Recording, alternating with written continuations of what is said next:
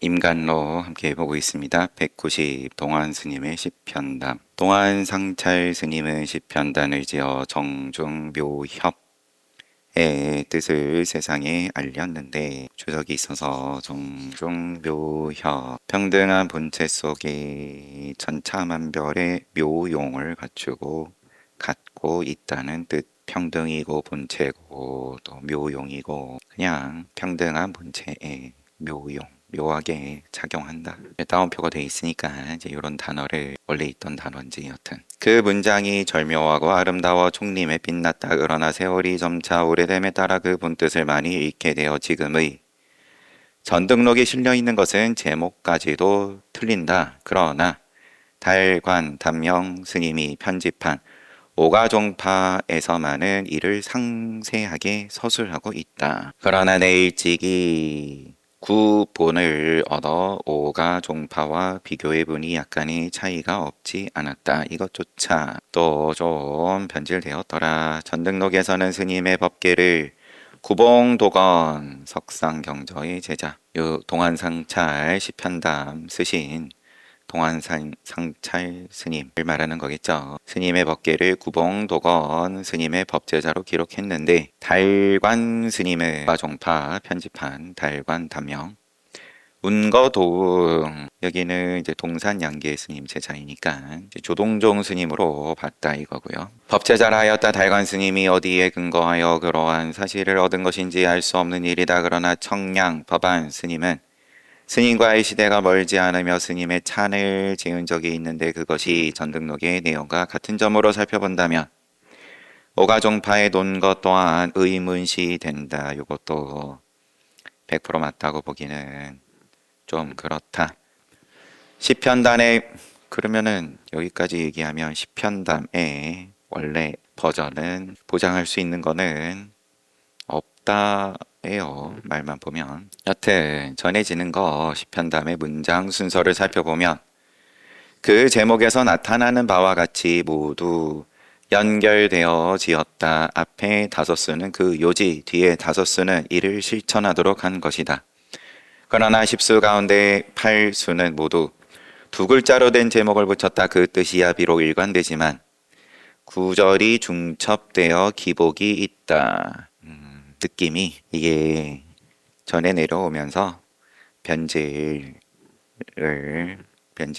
피할 수가 없었고 그거를 먼저 밝힘으로써 내 생각을 좀 더 편하게 해온 각범선자께서 시비를 편하게 하시는 걸로 보입니다. 동안상찰 스님께서 쓰신 시편담을 내가 시비하는 게 아니다. 이 사람 저 사람이 자기 생각을 갖다 붙인 거를 내가 시비하는 거다. 다르게 얘기하면 첫 개는 심인이라 하는데 마음심자 도장인자 끝구절에 무심이라도 오히려 한 겹의 관문이 막혀 있다. 한 생각도 일어나지 않는다고 하더라도 문 안에 들어온 거라고 자신만만해 하지 말라. 다시 조사의 뜻이라는 개를 지어 조의라는 개를 지어 그 첫머리에 참된 기틀이 어찌 있느니 없느니 하는 일에 떨어지랴 라고 하였고 이에 다시 진기 진짜 기틀 개를 지어서 시편담에 다 그 안에 있는 개송들이겠죠.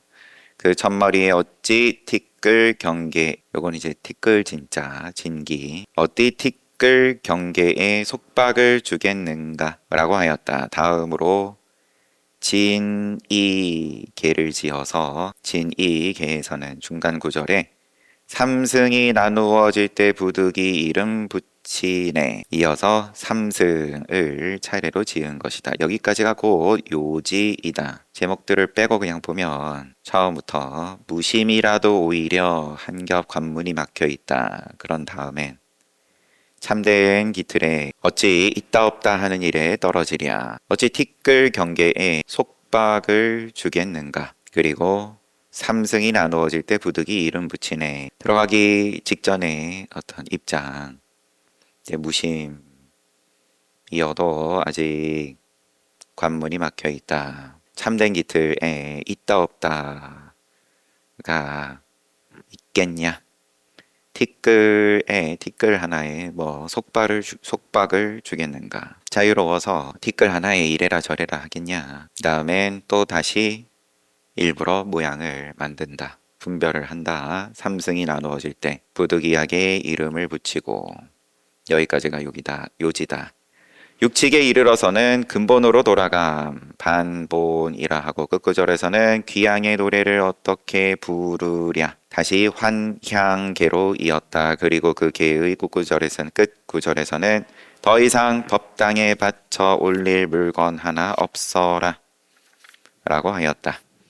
이는 정위의 자리이니 그렇다면 묘협은 아니다. 처음에 동안상찰 스님께서는 정중 정가운데에 묘한 협 근본으로 돌아가서 이 제목이었고 귀양의 노래를 어떻게 부르나 그리고 다음 개송에선 더 이상 법당에 바쳐 올릴 물건 하나 없어라. 이거는 정의이기는 하지만 묘한 협은 그 가운데 없는 것으로 보인다. 아직 발음에 머물고 있다.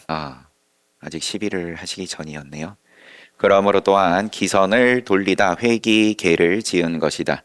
묘한 기틀은 종지를 잃게 되어 아직도 지견이 남아 있으니 이것이 큰 병폐라 하여 다시 전위계를 지은 것이다. 전위란 이른바 이류에서 이류로 들어가는 것이니 서로 다른 입장에서 나 너의 입장에서 나 너로 가는 거다.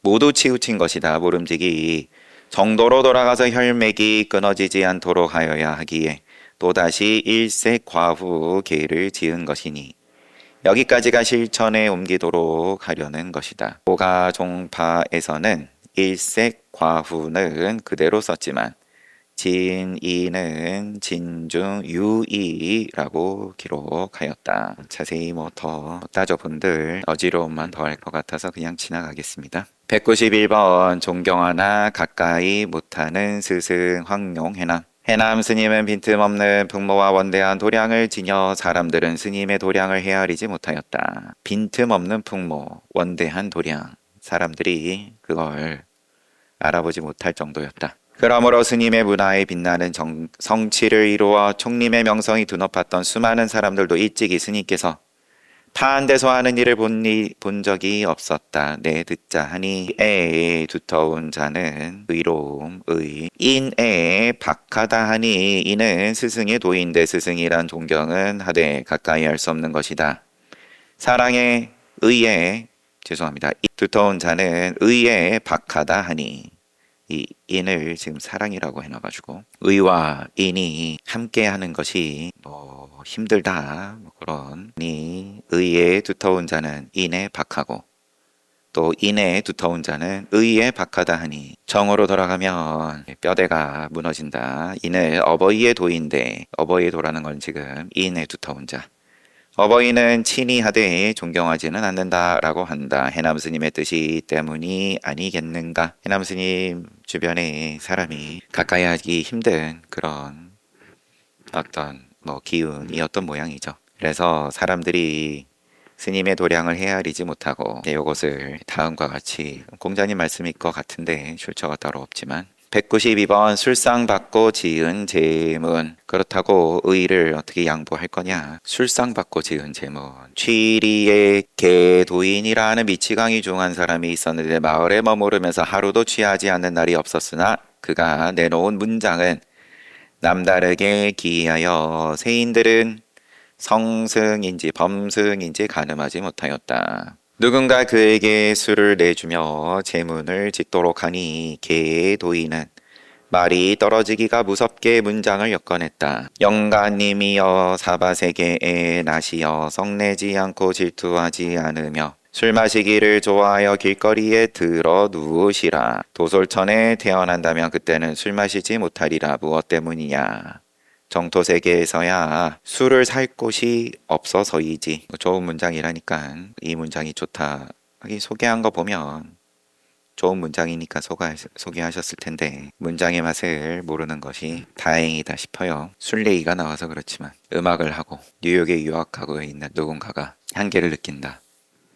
단계를 예술을 하는데, 한국 유학생들은 뭐 그때 당시 얘기이긴 하겠지만 다들 착해서 그래도 마약도 안 하고, 근데 그런 힘을 빌리면 안 나오던 게 나온다는 거니까 뭐 그것도 신통이라면 신통일지 모르겠지만, 그러니까는 또 다 손을 대고, 핑계인지 아닌지는 몰라도. 그러면 여기 개도인이라는 미치광이 중은 술이 들어갔을 때 나오는 문장이 있다라는 소린데, 지금 그런 얘기를 그렇게 돌려서 하는 것도 아니고 그러지 말라고 소개를 하는 건지, 문장이 좋아서 소개하는 건지. 192번 3번 금강경의 유위복덕. 금강반야경은 무주로 종지를 삼는다. 머무르지 않음으로써 종지를 삼는다. 핵심으로 삼는다.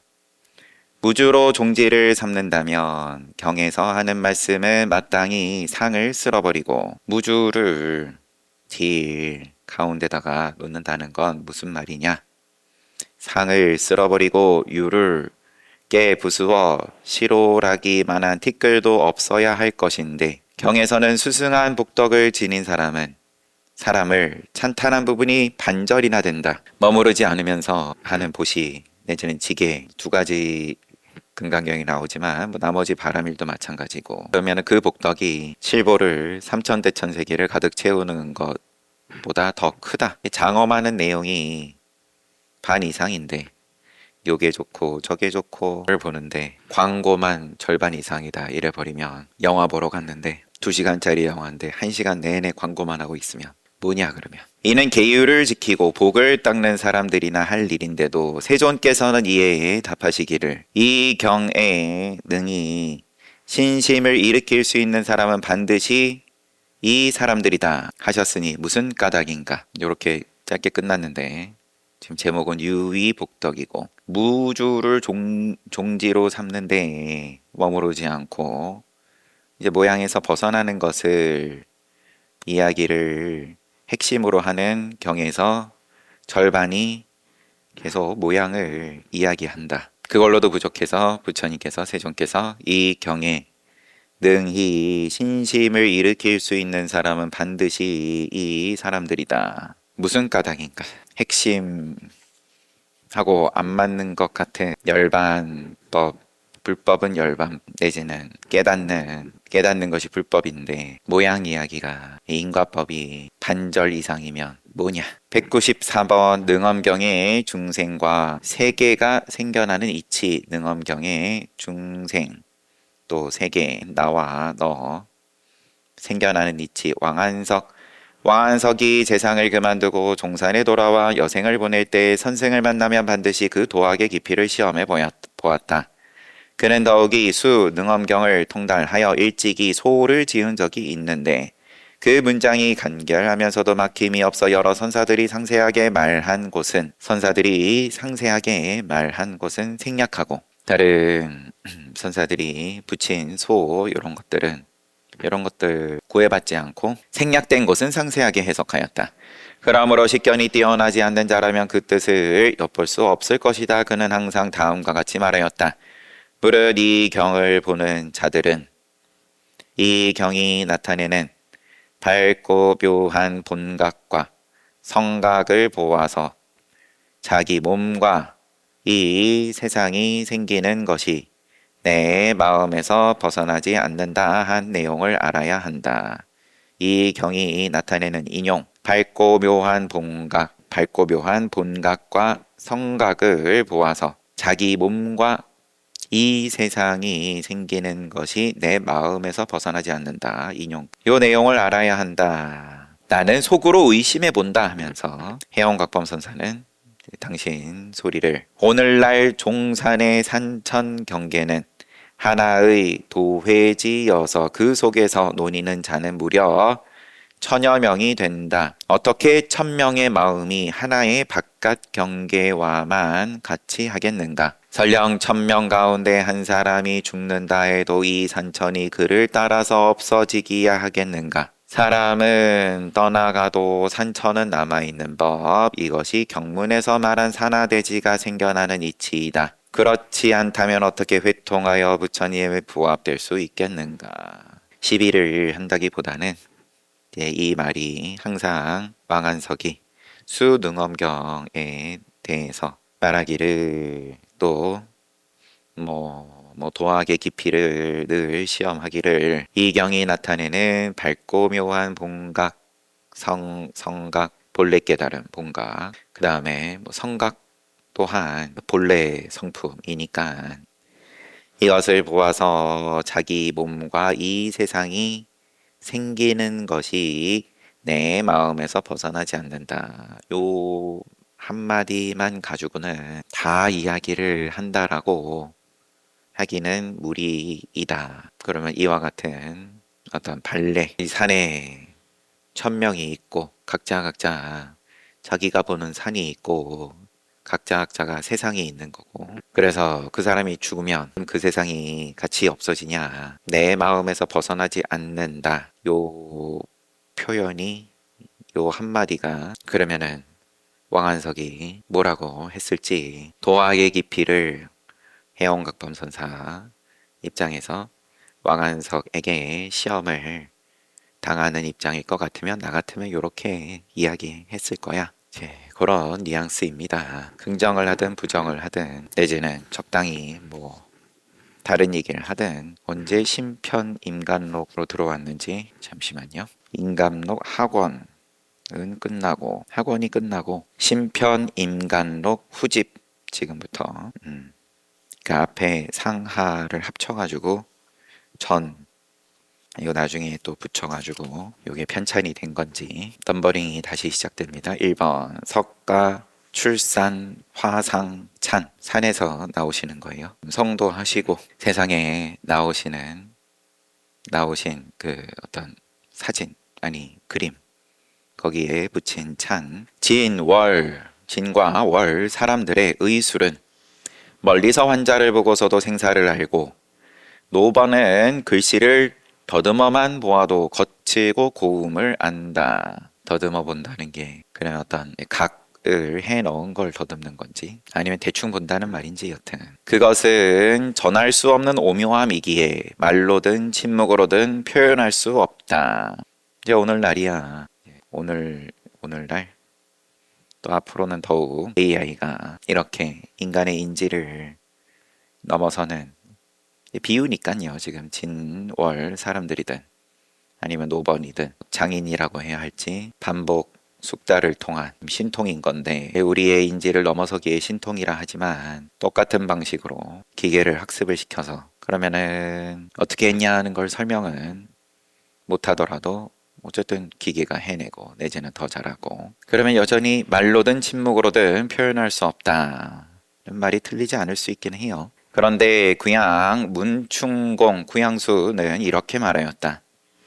작은 글씨로 쓴 유교경은 비록 쓴 자의 이름은 알 수 없지만 왕희지가 아니고서는 그처럼 쓸 수 없을 것이다. 또 내가 전락도의 집에 있는 서가모리 불이 산에서 내려오는 그림을 보고 비록 화가의 이름은 없지만 오도자 당나라 때 화가 오도자가 아니고서는 그처럼 그릴 수 없었으리라 생각한 것은 그 필치가 두드러졌기 때문이다. 전락도는 인품이 고매하고 간언을 잘하며 도덕이 뛰어난 집안의 후예로서 읽기가 어떻게 되는지 본인이 인품이 고매하고 간언을 잘하고 그 다음에 집안의 도덕이 뛰어난 건지 아니면은 그냥 집안이 고매하고 간언을 잘하고 도덕이 뛰어난 집안의 후예인 건지 진실한 마음으로 불교를 받든 결과 이 그림을 소장하게 된 것이며 결코 함부로 얻은 것이 아니다. 이 그림 전락도라는 사람은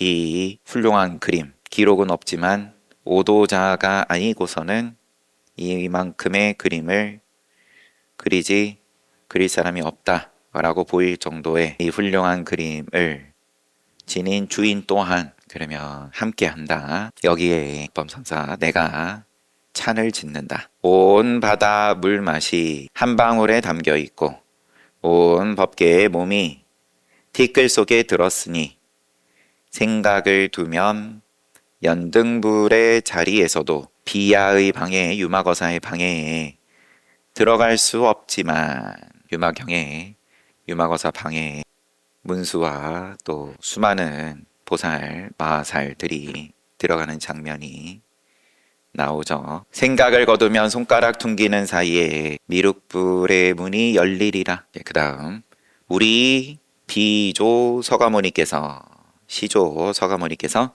처음 설산을 나오실 때 이 모습 보이시니 1100억 티끌만큼 많은 몸과 97가지 대인 모습이 단박에 북끝 삼매로 들어가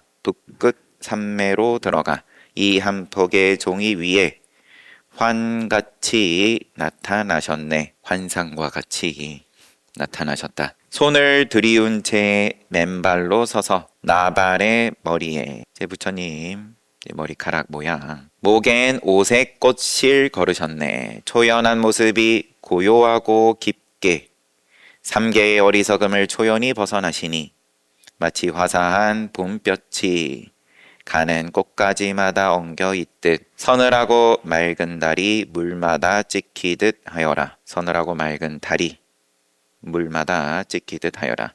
얼음과 차가운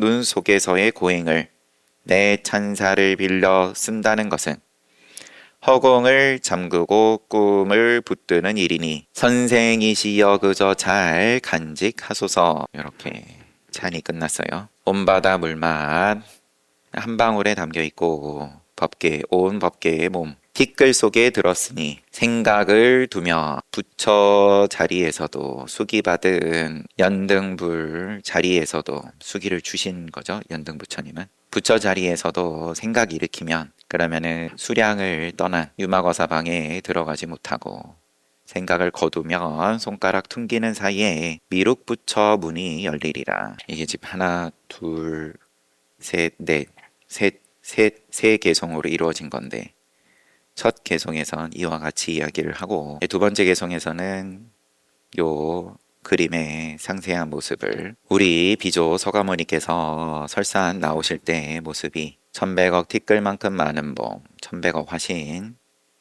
또 97 대인의 모습이 대인상, 97 대인상, 단박에 북끝 삼매로 들어가 한 폭의 종이 위에 환상과 같이 놔두셨다. 상세한 모습이라기보다는 세 번째가 상세한 모습이고 이제 찬탄 더 상세하게 들어가서 손을 들이운 채 맨발로 서서 나발의 머리에 또 목에는 꽃실, 오색 꽃실, 초연한 모습이 고요하고 깊게 3개의 어리석음을 역개색개 무색개 마라가 다스리는 윤회하는 인과법의 어리석음의 세상을 초연히 벗어나시니 마치 화사한 봄볕이 꽃가지마다 다 엉겨 있고 서늘하고 맑은 달은 모든 물에 다 찍혀 있고 설산의 고행에 대해서 내가 쓸 수 있다라는 것이 허공을 잠그고 꿈을 붙드는 일이니 내 찬사를 빌려 쓴다는 것은 선생이시여 잘 간직하소서. 두 번째 또 찬이네요. 소자 금강경찬. 자경 스님이 털을 묶어 가는 붓을 만들었는데 붓끝은 가시처럼 날카로웠고 종이 위에 팔 놀림은 비바람이 불듯 빨랐다. 두치의 두루마리 속에 금강반야경을 모두 쓰니 멀리서 바라보면 안개 속에 묻혀있는 구슬처럼 둥그렇고 가까이 다가가서 살펴보면 정돈된 글줄은 마치 빗질한 머릿결만한 촘촘하였다. 머릿결 마냥 촘촘하였다. 치밀한 정신력이 아니고서야 어떻게 이러한 경지에 이를 수 있겠는가. 글솜씨에 찬탄을 하는 개송. 옛날 불자 하나 있어서 날카로운 근기로 공성 그대로가 색임을 관하였네. 공이 곧 색임을 능히 관하였다. 공과 색의 불가사의한 도리를 드러내고자 하늘 우러러 금강 구절을 썼도다. 이제 비바람 광야를 뒤덮어 나무꾼과 소치는 사람들이 그 아래 모여들어도 육안으로 볼 수 없음을 알았으니 비유하면 물속에 녹아있는 짠맛 같았네. 오직 도인 자경의 생각만은 정밀하고 뛰어나 세계의 성품이 곧 공임을 관하였네. 가는 붓대를 큰 석가래로 보고서 큰 길을 달리듯 종이 위에 휘두르니 두치의 두루마리 축에 광대한 말씀이 구비되었네. 세인은 볼 수 있어도 읽을 수 없으니 벼랑 위에 벌꿀을 바라보는 어린아이 같구려. 내 이 경에 초선, 중선, 후선 세 법문을 깨달아 들어갈 수 있으면 초중후 삼선, 초중후 선, 삼법문. 호련히 분노우니 병에 물이 쏟아지듯 현행에서 다시는 뒤바뀐 생각이 일어나지 않으리. 여기서 색공관으로 여러 경계에 들어가 색과 공을 함께 보는 눈으로 여러 경계에 들어가 힘줄과 뼈 사이로 칼을 놀려 소 한 마리 없애듯 이 법을 잘 간직하여 일체 중생에게 베풀어서 깊고 묘한 지혜를 다 함께 깨달으소서. 노자인지 장자인지에 있죠. 소를 이와 같은 놀라운 칼솜씨로 힘줄과 뼈를 그 나 있는 것을 조금도 거스르며 분리를 했더니 소는 죽은 줄도 모르더라. 아니면은 이제 니까야에서는 이제 가죽하고로 이야기를 또 하는데 좀 뉘앙스는 달라서 살과 가죽을 육근과 육경 경계로 나누어서 나와 너 그리고 그것을 솜씨 있는 사람이 그 연결되어 있는 뭐 힘줄과 기타 등등을 분리를 해낸다. 그러면 가죽도 그대로고 살도 그대로인데 지혜의 칼로서 분리한다. 끊어졌다. 후 집은 다 이렇게 해원각범 선사께서 쓰신 글들의 모음으로 보입니다. 책은 여기까지 보고 어떤 아티스트로서 이제 그 작품이 뛰어나다. 이지만 그것을 보는 건 반쪽짜리이다. 자경 스님이 뭔가 훌륭한 작품을 금강경 쓰셨는데 그렇게만 보면 색으로서만 보는 거고 그 가운데에 공 또한 볼 줄 아냐. 뭐 나는 그게 보이는데 그게 안 보인다면 세인은 볼 수 있어도 읽을 수 없으니 벼랑 위에 벌꿀을 바라보는 어린아이 같구려. 시간 다 됐으니까 잘 봤습니다. 쉬었다가 정진합시다.